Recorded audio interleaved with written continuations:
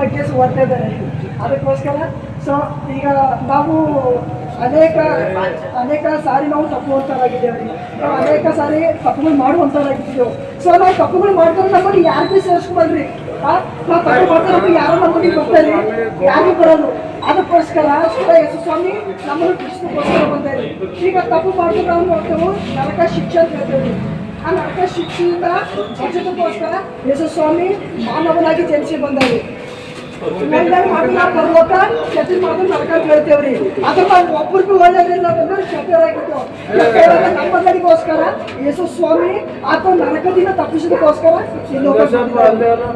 ನಾವು ಹಿಂದಿನ ಕಾಲದಲ್ಲಿ ಅಂದ್ರೆ ಯೇಸು ಕ್ರಿಸ್ತ ಬರೋದಕ್ಕಿಂತ ಮುಂಚೆ ನಾವು ಪಾಪಗಳು ಮಾಡಿದ್ರ ಪಾಪ ಪರಿಹಾರ ಆಗ್ಬೇಕಂದ್ರ ಪ್ರಾಣಿಗಳು ಅಥವಾ ಪಕ್ಷಿಗಳು ಬಲಿ ಕೊಡ್ತಾ ಇದ್ದೀವ್ರಿ.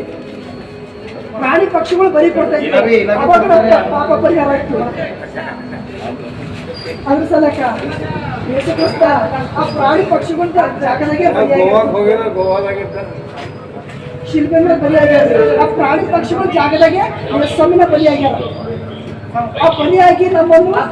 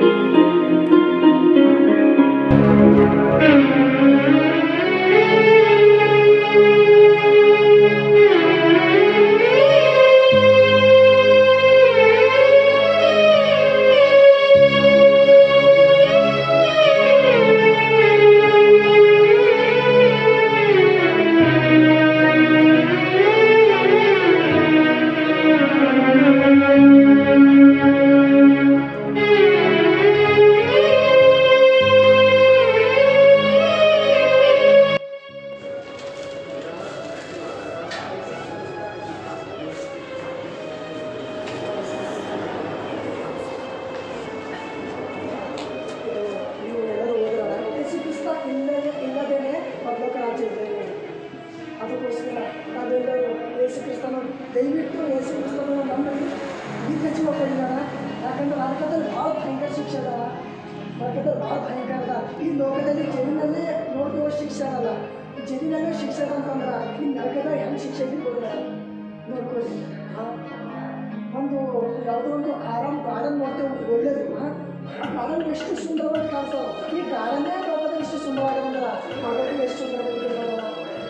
ಅದಕ್ಕೋಸ್ಕರ ದಯವಿಟ್ಟು ನೀವೆಲ್ಲರೂ ಯೇಸು ಕ್ರಿಸ್ತನನ್ನು ನಂಬಿ ಜೀವ ಪಡೆದಿರಲ್ಲ. ಜೈ ಕ್ರಿಸ್ತ, ಯೇಸು ಕ್ರಿಸ್ತನ ಆಶೀರ್ವಾದ.